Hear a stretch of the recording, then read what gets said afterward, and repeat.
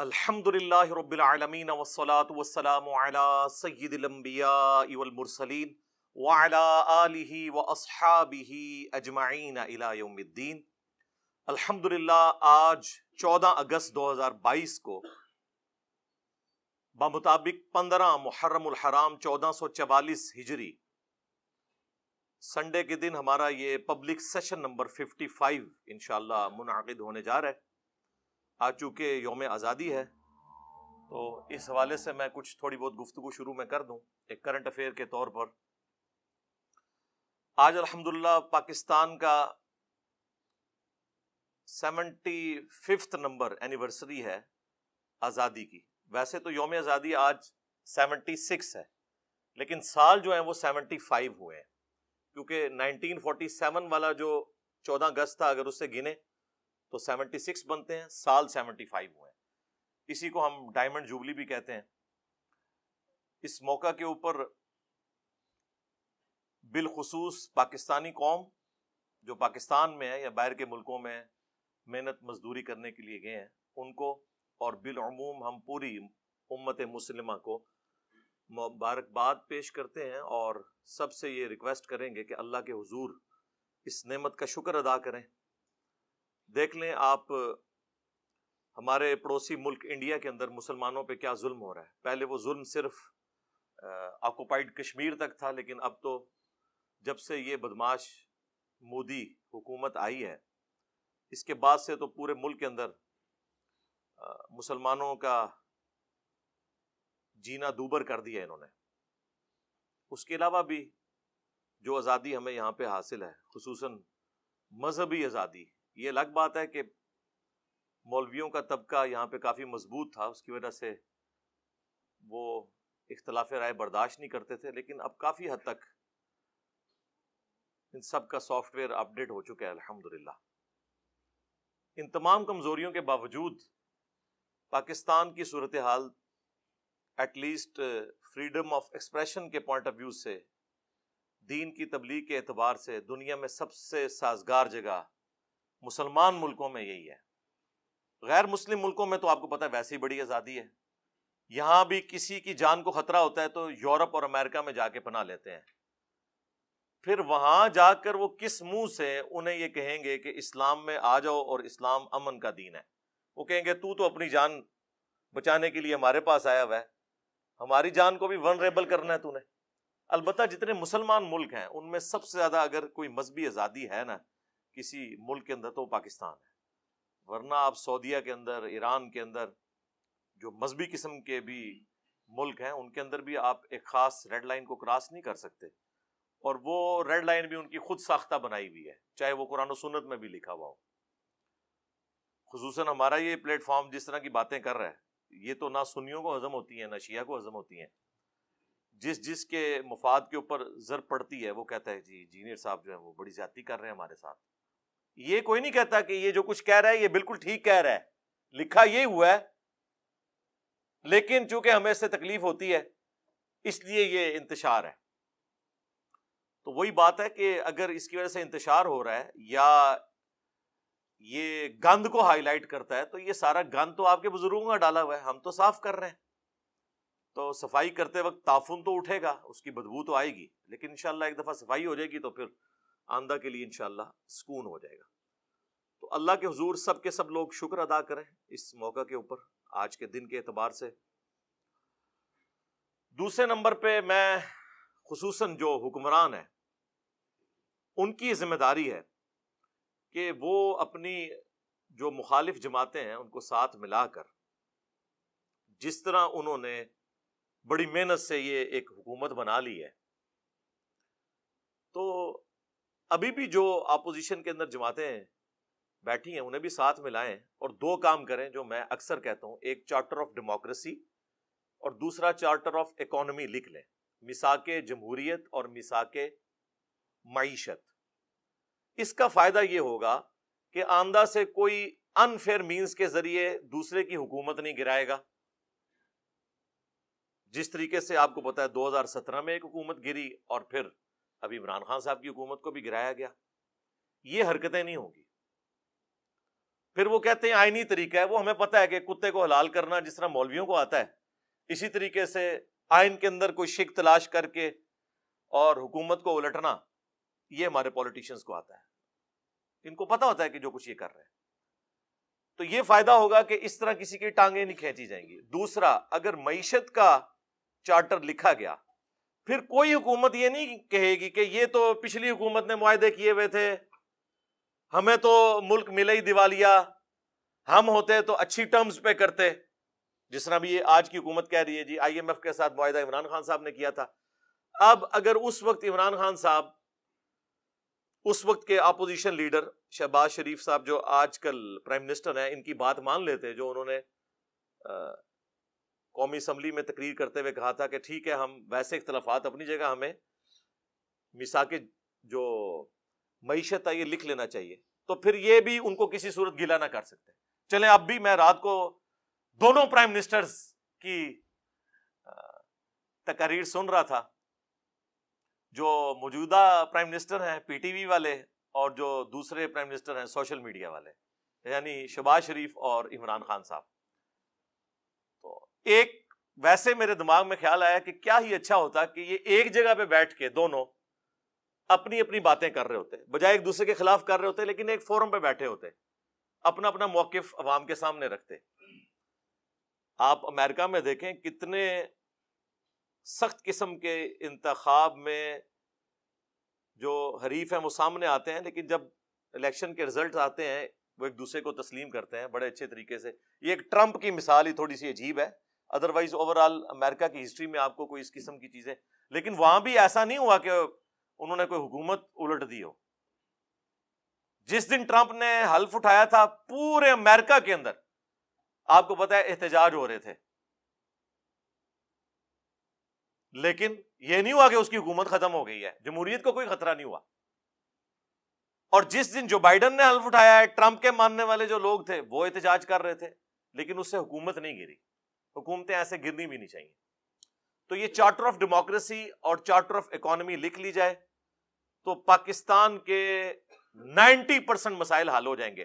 اس کے بعد ہی کوئی حکومت اچھی چیزیں عوام کو ڈیلیور کر سکتی ہے. ظاہر پالیسیز بنانی ہے تو وہ ظاہر اکانومی میں ہی آتی ہے نا. ہمارا اس وقت سب سے بڑا مسئلہ جو ہے بھوک پڑی ہوئی ہے, ہمیں اپنی فوج کو دینے کے لیے, سرکاری ملازمین کو دینے کے لیے تنخواہیں نہیں ہیں, اس کے لیے ہم آئی ایم ایف سے قرضے مانگتے ہیں. اور یہ وہ قوم ہے جو قرضہ ملنے کے اوپر خوش ہو رہی ہوتی ہے. اندازہ کریں کہ اتنے ڈالر آ گئے تو اب یہ ہو جائے گا, بھئی اتارنا بھی ہے ایسے. یہ تو نہیں ہو سکتا کہ وہ آپ سے قسط مانگیں اور آپ کہیں کہ آیا جے غوری, انج نہیں دنیا دے کام چل دے. آیا جے غوری کیڑی دنیا چ رہ رہے ہو اللہ دے بندے ہو, وہ گل کرنے والی کرو. ایک تو یہ کام ہے جو کیا جائے حکمرانوں کے پوائنٹ آف ویو سے اور اپوزیشن کے پوائنٹ آف ویو سے, بجائے اپنی اپنی قوموں سے خطاب کرنے کے ایک جگہ بیٹھ کے. آپ دونوں تو الگ ہیں, لیکن جس قوم سے آپ خطاب کر رہے ہیں وہ تو ایک ہے نا, تو اکٹھے ایک جگہ بیٹھ کے خطاب کریں, اپنا اپنا پوائنٹ آف ویو بیان کریں. اس وقت چاہے حکومت ہو چاہے اپوزیشن ہو, ان دونوں نے اپنے ساتھ وہ لوگ بٹھائے ہوئے ہیں کہ جن کو یہ ماضی میں خود گالیاں نکالتے رہے. رات کو پرویز الہی صاحب نے بھی تو تقریر کی ہے نا, جو سٹنگ چیف منسٹر ہیں. ان کو عمران خان صاحب کیا کچھ کہتے تھے پہلے, تو اب ساتھ بیٹھے ہوئے ہیں. اسی طریقے سے شہباز شریف صاحب کے ساتھ زرداری صاحب جو بیٹھے ہوئے ہیں, تو یہ کیا ایک دوسرے کو کہتے رہے. مجھے کہنے کی ضرورت نہیں ہے, سوشل میڈیا پہ آپ ان کی تقریر سن سکتے ہیں. تو اب جب آپ لوگ اپنے مفادات کی خاطر اکٹھے ہو کے بیٹھے ہوئے ہیں, تو قوم کے لیے بھی بیٹھ جائیں اور ایک چارٹر آف ڈیموکریسی اور ایک چارٹر آف اکانومی لکھ لیں, تاکہ آندہ سے کوئی اسٹیبلشمنٹ کا اعلی کار بن کر حکومت کو نہ گرائے. اس کے بعد میں جو ہمارے ریاستی ادارے ہیں, اور ظاہر ہے ادارے تو خیر یہ ایک کوڈ ورڈ کے طور پہ استعمال ہوتا ہے, ادارے تو دو ہی ہیں, باقی تو بیچارے سارے مظلوم ہی ہیں. چاہے پولیس ہو چاہے ایٹامک انرجی کا ادارہ ہو, ادارے دو ہی ہیں پاکستان کے اندر, فوج اور عدلیہ. تو اس لیے میں نام لے کے کہوں گا کہ فوج اور عدلیہ, ان دونوں کو بھی اپنی حدود کراس نہیں کرنی چاہیے. اور یہ باتیں ہم اس وقت سے کر رہے ہیں کہ جب خود وہ جماعتیں جو آج بڑی اینٹی اسٹیبلشمنٹ بنی ہوئی ہیں ان کی گود میں بیٹھی ہوئی تھی. ہم اس وقت بھی کہتے تھے کہ اس کا رزلٹ بڑا غلط نکلے گا، اور وہ نکلا ہے، آپ کو پتا ہے. تو یہ دو ادارے جو ہیں فوج اور عدلیہ، یہ بجائے سیاست میں مداخلت کرنے کے، اور اب تو خود بھی کہہ رہی ہے فوج، بار بار اعلان توبہ کر رہی ہے، لیکن ان کی توبہ قبول نہیں کی جا رہی پاکستانی عوام کی طرف سے. اس وقت پاکستانی عوام میں کوئی بھی بندہ نہیں ہے، کوئی جماعت ایسی نہیں ہے جو دل سے فوج کے حق میں دو جملے بولنے کے لیے تیار ہو. یہ جو کچھ بول رہے ہیں اوپر اوپر سے بول رہے ہیں، یہ آپ کو بھی پتا ہے. کچھ عرصہ پہلے نون لیگ کا جو بیانیہ تھا، آج بھی ان کا وہی ہے. وہ تو اپنے مفادات کی خاطر ظاہر ایک انہوں نے لبادہ اوڑا ہوا ہے. اسی طریقے سے عمران خان صاحب نے بھی جو پچھلی حکومت میں لبادہ اوڑا ہوا تھا نا، وہ مفادات کی خاطر اوڑا ہوا تھا. ورنہ آج جو عمران خان صاحب باتیں کر رہے ہیں نا، عمران خان صاحب کا شروع سے یہی بیانیہ ہے. 2001-2 کی آپ ذرا تقریریں سنیں، جو مشرف صاحب کو لتاڑا کرتے تھے، جو کچھ انہوں نے اپنی کتاب میں لکھا، یہ تو لے آئے تھے کہ ساڈا بندہ ہے، لیکن انہوں نے دسیا تہاڈا بندہ نہیں، میں اللہ دا بندہ ہوں. ٹھیک ہے، تو اس کا نقصان ہی ہوا ہے نا. اور پھر دیکھیں کہ جب آپ سیاست میں مداخلت کرتے ہیں، چاہے فوج یا عدلیہ، آپ اپنے کام کوئی نہیں کر رہے ہوتے. پاکستان کا ایک ہی مسئلہ ہے کہ ہر کوئی دوسرے کا کام کر رہا ہے. ایک مسئلہ ہے. وہ ہمارے جو ایکس چیف جسٹس صاحب تھے، کبھی ہاسپٹل میں پہنچے ہوتے تھے، پھر انہوں نے کہا تھا میں نے ریٹائر ہو کے جو ہے وہ ڈیم فنڈ کے لیے جو ہے وہ خیمہ لگا لینا ہے وہاں پہ، پوری قوم کو بڈ بنا کے چلے گئے. ابھی تک بینکوں کے باہر جو ہے نا ان کے وہ لگے ہوئے ہیں چندہ فنڈ کے بینرز. لیکن ان سے کوئی پوچھ لے کہ سر یہ بتائیں کہ اس وقت پینڈنگ کیسز کتنے ہیں، تو وہ آپ کے اوپر توہین عدالت لگا دیں گے. آپ کون ہوتے ہیں پوچھنے والے؟ بھائی ہم وہ ہوتے ہیں پوچھنے والے کہ ہمارے ٹیکسز سے آپ لوگوں کی عیاشیاں فلفل ہو رہی ہیں. آپ لوگ 12 15 لاکھ پینشن لے رہے ہیں اور لائف ٹائم سیکیورٹی لے رہے ہیں. تنخواہیں اور پریویلیجز تو چھوڑ دیں، ہم بھی پوچھنے والے ہیں. آپ ملازم ہیں، ہم کوئی غلام ہیں؟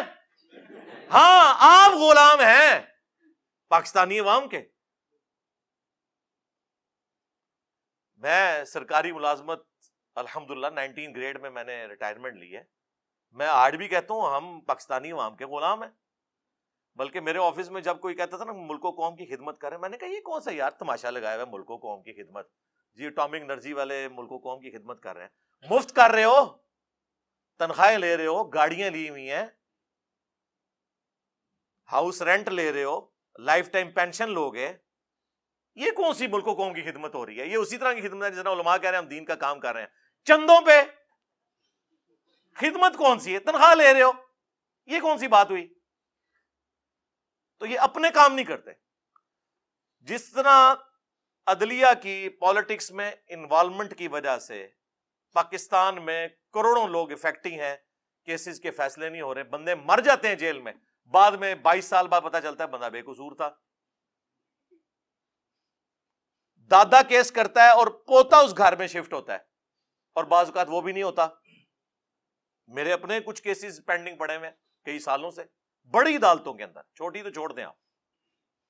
دوسری طرف فوج بھی جب پالیٹکس میں مداخلت کرے گی، میں اکثر سوچتا ہوں کہ پاکستان کی جو پولیٹیکل سچویشن ہے، خصوصاً کچھ عرصے سے جو عمران خان صاحب کو نکالے جانے کے بعد بنی ہوئی ہے، میں سوچ رہا تھا کہ ہماری جو فوج کی قیادت ہے، جو بڑے ہیں، وہ شام کے وقت جب بیٹھتے ہوں گے تو وہ اپنے کاموں کو سوچ رہے ہوں گے یا یہ پالیٹکس کو ڈسکس کر رہے ہوں گے؟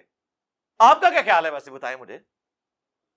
ظاہر ہے ان کو یہی خطرہ ہوگا آج فلانے نے ساڑھے خلاف بیان دے دیتا، آج فلانے نے دے دیتا. ایسی صورتحال کے اندر جو اصل کام ہے فوج کا اور اداروں کا، وہ بیچارے کس حد تک کر سکیں گے؟ اور یہ بیچارے میں وہ خود ان کا اپنا بھی قصور ہے، میرے بیچارے کوئی نہیں نے.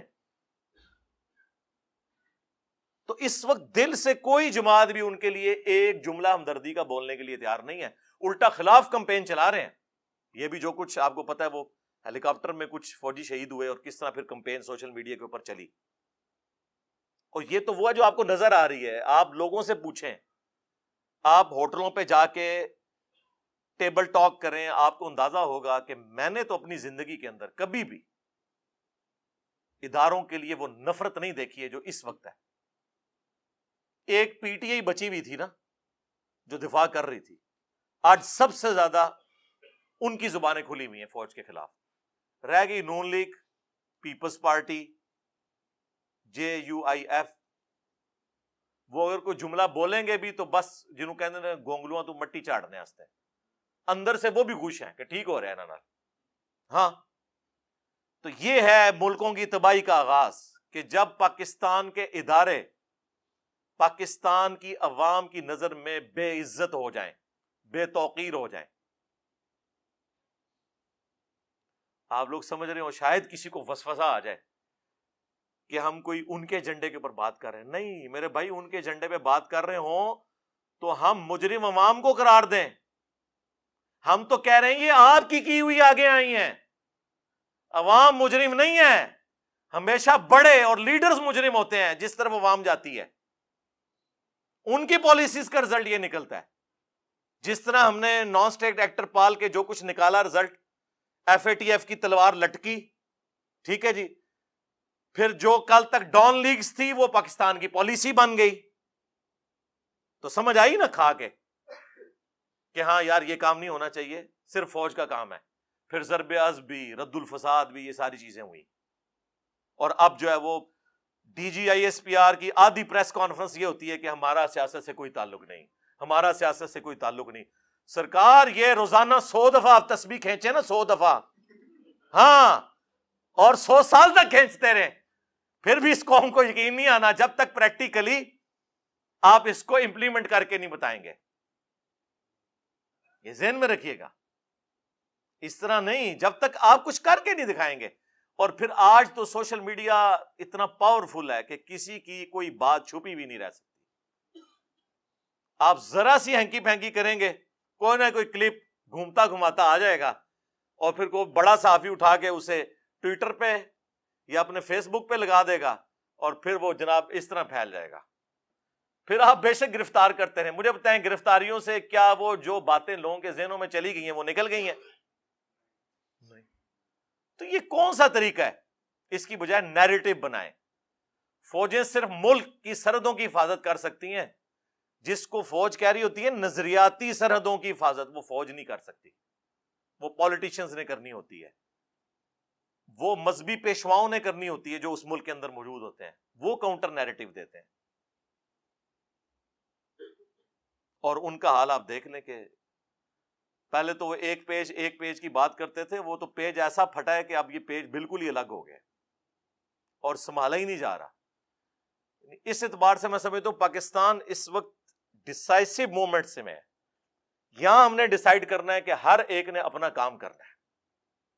عدلیہ کو بھی جو شوق ہے نا کہ 9 بجے کے خبر نامے میں پہلا آدھا گھنٹہ عدلیہ ڈسکس ہو رہی ہو کہ فلاں کو بیل مل گئی, فلاں کی تاریخ لگ گئی. اور تاریخیں کن کی لگ رہی ہیں؟ جو بڑے ہیں, چھوٹوں کا ذکر ہی کوئی نہیں ہے, جو بےچارے انصاف کے لیے سالہ سال سے ذلیل ہو رہے ہیں عدالتوں کے اندر. اور عدالتیں ہماری جو ہے پریس کانفرنس کی جگہ بنی ہوئی ہیں. پولیٹیشنز جو ہیں وہ باہر بیٹھ کے پریس کانفرنس کر رہے ہوتے ہیں, اور ججز جو ہیں وہ کورٹ روم کے اندر پریس کانفرنس کر رہے ہوتے ہیں. آج اگر کسی پولیٹیکل لیڈر نے کوئی بیان دے دیا ہے, اگلے دن کوئی ہائی کورٹ کا جج, کوئی سپریم کورٹ کا جج بیٹھ کے اسے ریبٹل کر رہا ہوتا ہے. وہ یار تم لوگوں کا یہ کام ہے؟ جج کا مطلب ہے جج کرنا, کہ وہ سنے گا. جج گونگا ہوتا ہے جی, یہ گوروں سے پوچھیں. جج گونگا ہوتا ہے, صرف وہ اس وقت بولتا ہے جب اس کو کوئی بات سمجھ نہیں آ رہی نا, تو وکیل سے کہتا ہے یہ آپ اس کو ذرا کلیئر کر دیں, باقی آپ اپنا جو جتنا ڈیفنس ہے نا وہ ریٹن میں مجھے جمع کروائیں. وہ اس کو پڑھتا ہے, اس کے بعد ایک رزلٹ سنا دیتا ہے. امریکہ میں جج مرتے دم تک جج ہوتا ہے, ریٹائر نہیں ہوتا. سب سے قیمتی انسان دنیا میں اللہ کی کرسی پہ جج بیٹھا ہوا ہے. اللہ نے اپنے لیے کہا ہے نا اولو العلم قائما بالقسط, اہل علم کا کہا کہ جو اللہ انصاف کے اوپر قائم ہے اس کے ایک ہونے کی گواہی اہل علم دیتے ہیں. اللہ نے ترازو نازل کیا. انبیاء کا بھی جب ذکر آیا تو کہا کہ کتابیں نازل کی اور ترازو قائم کیا. اور ہمارے ترازو کی آپ حالت دیکھ لیں کیا ہوئی ہے. پہلے ہی عوام کو پتا ہوتا ہے جناب اے جج بیٹھے نے اے رزلٹ آئے گا. ہاں تو ٹھیک ہے یار, پھر عوام کو بٹھائیں اپنی سیٹوں کے اوپر, پھر بیان دیتے ہیں ہم جو ضمیر کے مطابق فیصلہ کریں گے. واہ, یہ کون سا دنیا کا قانون ہے کہ ضمیر کے مطابق فیصلہ کریں گے؟ قرآن تو کہتا ہے آپ کو اپنے خلاف گواہی دینی پڑے, اپنے رشتہ داروں کے خلاف گواہی دینی پڑے, آپ نے انصاف کے اوپر فیصلہ کرنا ہے, ضمیر کے مطابق نہیں, قانون کے مطابق فیصلہ کرنا ہے.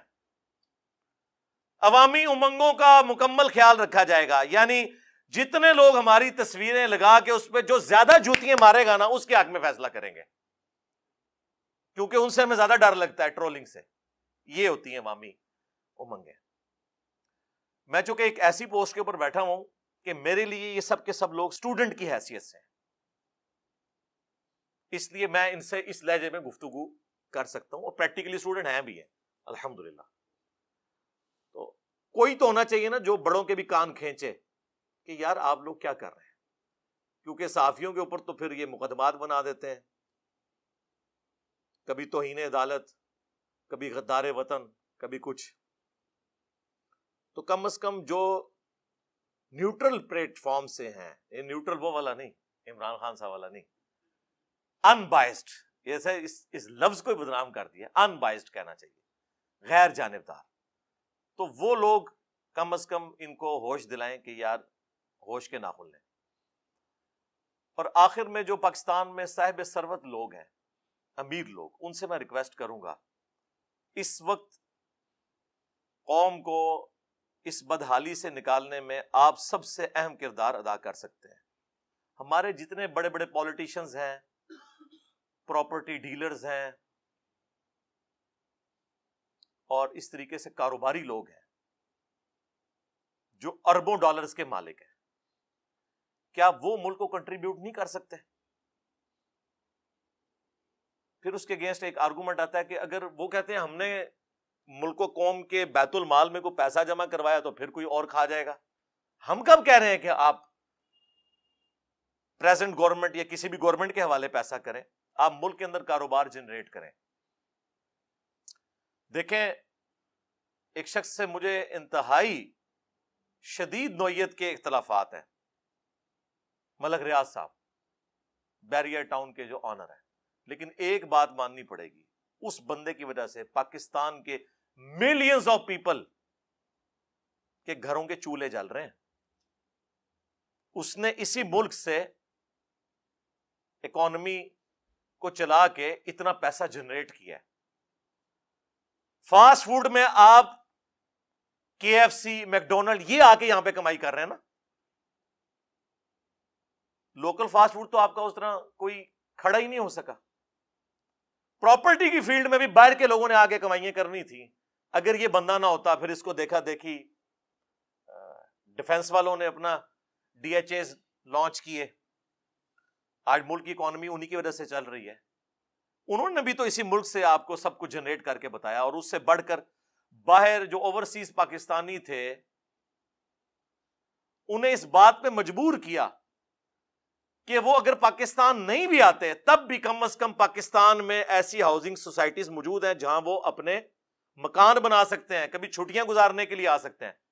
باقی مجھے بتائیں, یہ پاکستان میں جو عام شہروں کی حالت ہے رہنے والی, کراچی لے لیں, لاہور لے لیں, فیصل آباد لے لیں, صرف ایک اسلام آباد کچھ کہہ سکتے ہیں کہ بہتر ہے, وہ بھی بارش کے دنوں میں اس کا بھی پول کھل جاتا ہے. وہ تو نیچرل سلوپ پہ نہ ہو تو وہاں پہ بھی بری حالت ہوئی ہو, لیکن اس کے باوجود وہاں پہ بھی نالے جب ابلتے ہیں نا تو وہ پلوں کے اوپر سے جا رہے ہوتے ہیں. ظاہر نالے چھوٹے ہیں اور پیچھے سے پورا مارگلا ہلز کا پانی آتا ہے. میں تو F10 میں خود بھگتتا رہا ہوں نا, مجھے تو پتا ہے اس چیز کا. لیکن یہ دیکھیں اسی ملک سے سب کچھ کیا ہے نا. تو یہ جو صاحب ثروت لوگ ہیں ماشاءاللہ انہوں نے کاروبار جنریٹ کیا, اور کاروبار جنریٹ کریں, یہاں لوگوں کو روزگار ملے, پلس وظیفے لگائیں ایسے بچوں کے جو پڑھ سکتے ہیں لیکن ان کے پاس پیسے نہیں ہیں. ان کی تعلیم کا خرچہ اٹھائیں. پاکستان میں ایک ذریعہ ہے پاورٹی سرکل سے غریب قوم کو نکالنے کا، وہ تعلیم ہے. ہم خود لوور مڈل کلاس ہیں، آج وہ لائف انجوائے کر رہے ہیں جو ہمارے باپ داداؤں نے سوچی بھی نہیں ہوئی تھی. اور فیکٹر صرف ایک یہ ہے کہ پڑھ لکھ کے اس کی وجہ سے ہم نے اپنے خاندان کا جو لیونگ سٹینڈرڈ ہے وہ اپ کر لیا. باقی تو کوئی کاروبار نہیں تھا ہمارا. ہمارے جیسے لاکھوں نوجوان آپ کو پاکستان میں نظر آئیں گے جو پڑھ لکھ کر انہوں نے اپنے خاندان کو پاورٹی سرکل سے باہر نکالا ہے، غربت کے اس دائرے سے. اور تو کوئی ذریعہ نہیں ہے. اب تعلیم بھی اتنی مہنگی ہو چکی ہے کہ ایک غریب آدمی کالج اور یونیورسٹی کی فیس بھی نہیں دے سکتا. میں جب انجینئرنگ یونیورسٹی میں پڑھتا تھا نا 1995 سے لے کے 2000 تک، میری سال کی فیس 3000 روپے تھی، وہ بھی انسٹالمنٹس میں. ایک 1800 کی انسٹالمنٹ 6 مہینے کی اور ایک 1200 کی. پرائیویٹ یونیورسٹی اس وقت بھی لاکھوں میں تھی. اور یہ 3000 میں پورے سال کا ہاسٹل کا خرچہ، صرف کھانے کو آپ نکال دیں، ہاسٹل میں بجلی کا، پانی کا، رہائش کا، صفائی، سب کچھ اس میں شامل. آج بھی سرکاری جو یونیورسٹیز ہیں ان کا خرچہ دیکھا جائے تو بہت کم ہے، لیکن ظاہر وہ ٹیکسز سے ہو رہا ہوتا ہے نا. لیکن اگر آپ امیجن کریں کہ سرکاری یونیورسٹیز میں کتنے لوگوں کو داخلہ ملے گا، اتنا میرٹ ہائی ہو چکا ہے. تو پرائیویٹ یونیورسٹیز میں تو غریب آدمی تو اپنے بچوں کو پڑھا نہیں سکتا. تو ایٹ لیسٹ یہ صاحب ثروت لوگ جو ہیں وہ ان لوگوں کی تعلیم کا خرچہ اٹھائیں. پھر ایسی ٹریننگز دی جائیں خصوصاً کمپیوٹر کی فیلڈ میں. اب تو فری لانسنگ کا دور ہے. میں حیران ہوں کہ بنگلہ دیش میں 6 ملین لوگ، 60 لاکھ لوگ، بچے 20 سے 30 سال کی عمر کے، ان کا جو ذریعہ معاش ہے نا وہ فری لانسنگ ہے. ہنر سیکھا ہوا ہے، کمائی کر رہے ہیں. بنگلہ دیش دنیا میں دوسرے نمبر پہ آ گیا ہے فری لانسنگ کے پوائنٹ آف ویو سے، چائنا کے بعد. ہم کہتے تھے جناب غریب قوم ہے، اور کسی کو مثال دی جاتی تھی نا تو کہا جاتا تھا تیری 2 ٹکے کی بھی اوقات نہیں ہے. آج 2 ٹکے جو ہیں وہ پاکستان کے 4 روپے کے برابر ہیں، جو آپ 2 ٹکے کہا کرتے تھے. حالانکہ ان کے پاس ریسورسز بہت کم تھے. اچھا یہ میں کوئی جیلسی میں بات نہیں کر رہا، مجھے تو بڑی خوشی ہوتی ہے بنگلہ دیش ترقی کرے، پھلے پھولے، ہمیں خوشی ہوتی ہے کہ ٹھیک ہے یار، ایک غم تھا وہ ہم سے الگ ہوئے. لیکن جس طرح کبھی ماں باپ بھی یہ کہتے ہیں کہ یار ٹھیک ہے بچے ہم سے الگ ہو گئے مجبوراً، لیکن اپنے گھروں میں تو خوش ہے نا. ہمیں تو اس بات کی خوشی ہے، وہاں پہ بھی کروڑوں مسلمان رہ رہے ہیں. جب ہم الگ ہوئے تھے آبادی برابر تھی، بلکہ ان کی تھوڑی سی زیادہ تھی. آج دیکھیں جناب ماشاءاللہ یہاں تو بارے ہیں. یہ بھی تو بہت بڑا ایٹم بم ہے نا آبادی والا. اور کروڑوں کا ڈفرنس انہوں نے ڈال لیا ہے، کنٹرول کیا ہوا ہے. یہ کون سا طریقہ ہے جی امت میں اضافہ کرنا ہے؟ جی اس طرح کی امت جو نکھٹو قسم کی اضافہ کرنا ہے، تربیت کوئی نہیں کرنی ہے. یہ پتہ نہیں کس نے ان کو پڑھا دیا ہوا ہے. وہ آپ میرے فیملی پلاننگ کے اوپر جو میری ویڈیوز ہیں وہ دیکھ لیں، وہ آج ٹاپک پھر ایک الگ ہے. تو یہ کام کرنے کا ہے. پلس جو میں اکثر کہتا ہوں کہ جو امیر حضرات ہیں خصوصاً جو ڈیفنس میں بیریئر ٹاؤن کے اندر رہ رہے ہیں، جن کے ذاتی مکان ہیں، مہینے کی انکم ان کی 2 لاکھ روپے سے زیادہ ہے، ان کے لیے کوئی مشکل نہیں ہے کہ اپنے گھر کی چھت کے اوپر ایک سولر سسٹم لگا لیں. یہ میں نے بالکل اس طریقے سے، جیسے میں کہتا ہوں نا قرآن پاک آپ نے ترجمے سے پڑھنا ہے تاکہ آپ کے عقائد کی اصلاح ہو، یہ بھی میں نے لکیر بار بار پیٹنی ہے کہ یہ آپ زیادتی نہ کریں باقی قوم کے ساتھ کہ پاکستان میں 1 یونٹ آلموسٹ 35 سے 40 روپے کا بجلی کا بنتا ہے، جو گورنمنٹ آپ کو 15 سے 20 روپے، اب انہوں نے 24 روپے کر دیا ہے. ابھی بھی گورنمنٹ جو آپ کو بجلی کا یونٹ دیتی ہے نا، 10-15 روپے ہر یونٹ کے پیچھے صدقہ خیرات کے پیسے یعنی ٹیکسز کے پیسے وہ ڈال کے دیتی ہے. ایک امیر بندے کا یہ کام نہیں ہے کہ وہ صدقہ خیرات کے پیسوں سے بجلی لے. وہ تو افورڈ کر سکتا ہے نا یار. 10 kVA کا ایک سسٹم لگا لے اگر بڑا مکان ہے، چھوٹا مکان ہے 5 kVA کا ایک سسٹم لگا لے. آج کی ڈیٹ میں 14 اگست 2022 بمطابق 15 محرم 1444 ہجری آلموسٹ 10 سے 11 لاکھ روپے کا 5 KVA کا سسٹم لگ جاتا ہے. 25-30 سال کے لیے آپ بجلی سے بے فکر ہو جائیں. جس طرح آپ گھر میں بورنگ کروا کے گورنمنٹ کے پانی سے بے فکر ہو جاتے ہیں نا, یہ کریں. اور دوسری آپ کی کتنی بڑی کنٹریبیوشن ہوگی کہ اگر یہ سب لوگ, بلکہ میں تو کہوں گا کہ بیریا ٹاؤن اور ڈیفنس میں جہاں لوگ کروڑوں کے پلاٹس لے کے کروڑوں کی کنسٹرکشن کر رہے ہیں, اس میں مجھے بتائیں 10 لاکھ یا 20 لاکھ روپیہ تو اونٹ کے منہ میں زیر ہے.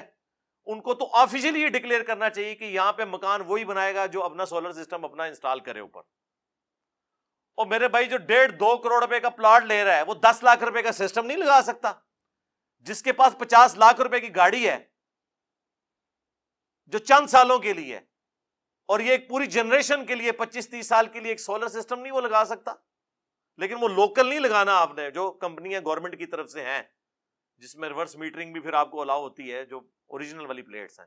وہ میں نے اب کسی کا نام نہیں لینا ورنہ پھر ایک آپ بالکل اسپیسیفک ہو جائیں گے. کافی ساری کمپنیز ہیں, وہ آپ دیکھ لیں گے یوٹیوب پہ, آپ کو اندازہ ہو جائے گا.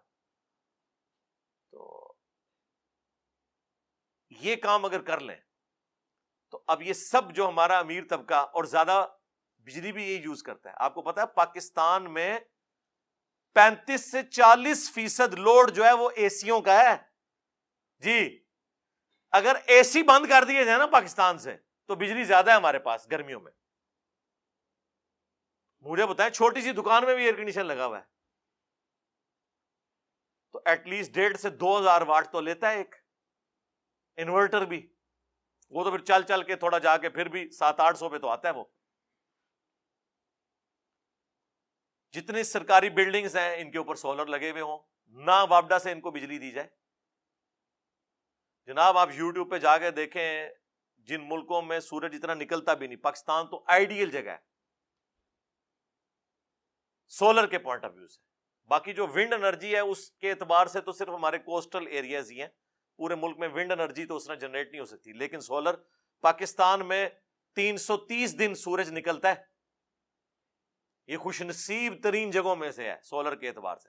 چائنا میں دیکھیں پورے پورے پہاڑ, جس طرح یہاں پہ آپ کو درخت جنگل نظر آتے ہیں نا, سولر پینلز کے ہیں. جھیلوں کے اوپر, سمندروں کے اوپر, پولوشن زیرو, انرجی پروڈیوس ہو رہی ہے. کوئی تیل جلانے کی ضرورت نہیں ہے آپ کو, کوئی شور نہیں, کوئی کچھ نہیں. تو یہ کام کریں, پابند کریں ہاؤسنگ سوسائٹیز والے کہ سولر سسٹم اپنا لگائیں اور بجلی ان کو نہ پرووائڈ کی جائے. وہ بجلی جھونپڑیوں میں رہنے والے غریب لوگ ان کو ملے اور ان کے لیے اور سستی کریں. اور یہ بار بار جو تیل کے آپ معاہدے کر رہے ہیں اس کی بجائے سولر سسٹم خریدیں. گورنمنٹ معاہدے کرے بڑی کمپنیوں کے ساتھ. تو اب بجائے یہ پلانٹ لگانے کے جی ہم نے فلاں جگہ جو ہے ایک فرنس آئل کا پلانٹ لگا لیا, فلاں جگہ ڈیزل پلانٹ لگا لیا, اس کی بجائے میرے بھائی پاکستان میں زمین تھوڑی ہے یار, اندازہ کرو بلوچستان پورا. اور میں حیران ہو رہا تھا بلوچستان میں کتنا سیلاب آیا ہوا ہے. جہاں پانی کی ایک ایک بوند کو لوگ ترستے ہیں وہاں سیلاب آئے ہوئے ہیں. ایک ڈیم نہیں ہم بنا سکتے, پانی نہیں ہم سٹور کر سکتے. یعنی بلوچستان کا سیلاب سن کے بڑی حیرانگی ہوتی ہے. اسی طریقے سے مجھے تو ایسی حیرانگی ہوتی ہے کہ کوئی مجھے بتائے نا کہ ملتان میں برف باری ہوئی ہے تو آپ حیران ہوں گے نا. اس طرح میں حیران ہو رہا ہوں کہ یار یہ بلوچستان ہے کہ پانی سنبھالا نہیں جا رہا, اور واٹر ٹیبل وہاں پہ تقریباً 700-800 بعض جگہ 1000 فٹ پہ جا چکا ہے. پرانے طریقے چلتے آ رہے ہیں, انہی کو یوز کیا جائے.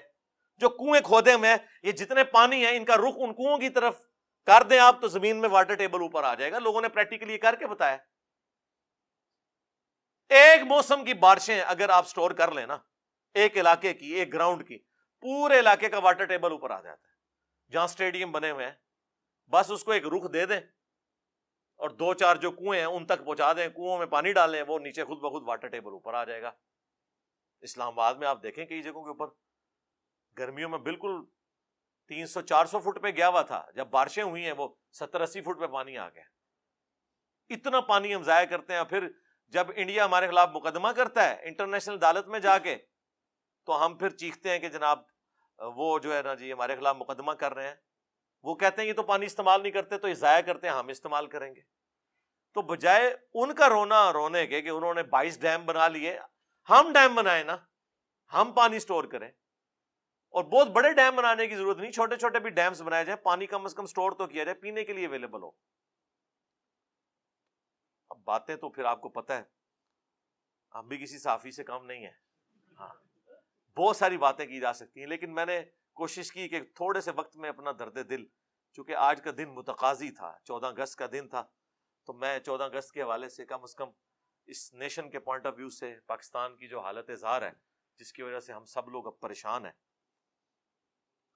تو دو چار باتیں آپ کے گوش گزار کرتا. سٹارٹ بھی میں نے اللہ تعالیٰ کے شکر سے کیا تھا، اینڈ پہ بھی اللہ کا شکر ادا کرتے ہیں، اللہ ہی کی طرف رجوع لاتے ہیں، اللہ سے دعا بھی کریں کہ اللہ تعالیٰ پوری امت مسلمہ بالعموم اور بالخصوص ملک پاکستان، اس میں رہنے والے لوگوں کی دین دنیا اور آخرت کی بہتری فرمائے. صلو علی محمد و آل محمد، اللہم صلی علی محمد وعلی آل محمد و اصحاب محمد و ازواج محمد اجمعین الی یوم الدین، آمین.